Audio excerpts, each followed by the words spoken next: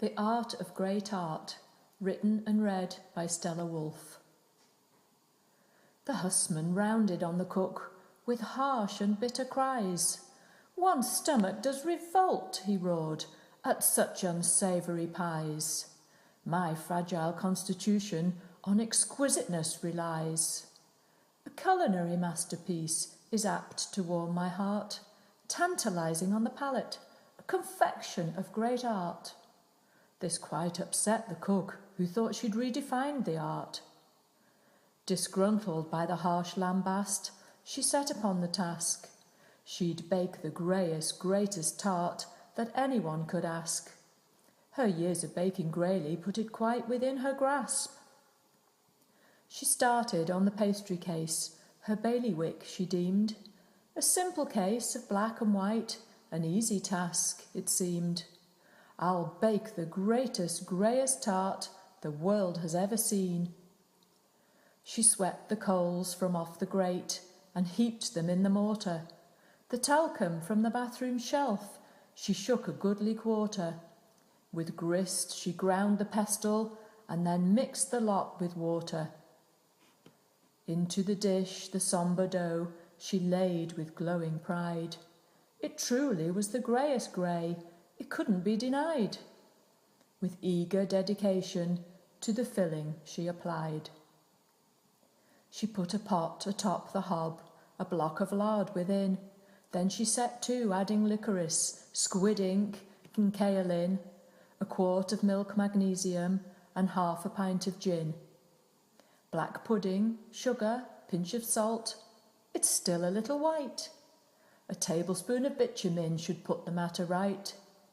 She boiled the lot into a brew of perfect grey delight. Into the pasty pastry case she poured the unctuous broth. Then she placed it in the oven inside Marie's copper bath. Satisfied, she laid the table with the whitest linen cloth. With feverish expectancy she judged that it was time, and, to prove she had refinement, poured a jug of ruby wine. As the husband tucked his napkin, she announced, "It's time to dine." In flourishing grandiloquence her art she did display. The steaming dish of tart revealed in stark triumphal grey. The husband's face turned purple, and he fainted clean away. It seemed that such magnificence was just too much to bear for the husband, who was sliding twixt the table and the chair. And then the cook was overcome as gas suffused the air. The fumes began to issue from the fumarolic hole in the tart, which set to rumble and to rattle, shake and roll. Then with blast-off magnitudic, it lost all self-control. It erupted on the table in a pyroclastic surge, and the wine began to bubble with a peristaltic urge. Then in seismic revelation, wine cloth and magma merged. The cook, in utter horror, turned a whiter shade of pale. "Oh, why attempt to make grey tart? I should have stuck to quail. Or perhaps stewed abalone with a side of curly kale?" As the cook was ruminating, she heard the husband roar, "Ye gods, you have outdone yourself! I couldn't want for more!" She feared the husband's caustic wit and bolted for the door. Such granulated abstract forms, the thrill of grey on white, that bold, expressive splash of red. This work is dynamite. He gazed upon the aftermath with undisguised delight.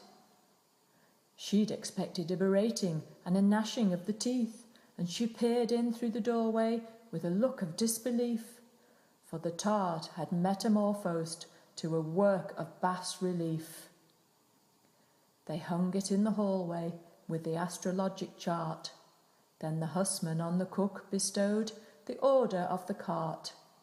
"You really are a genius. I said it from the start. This confection is perfection, a triumph of great art."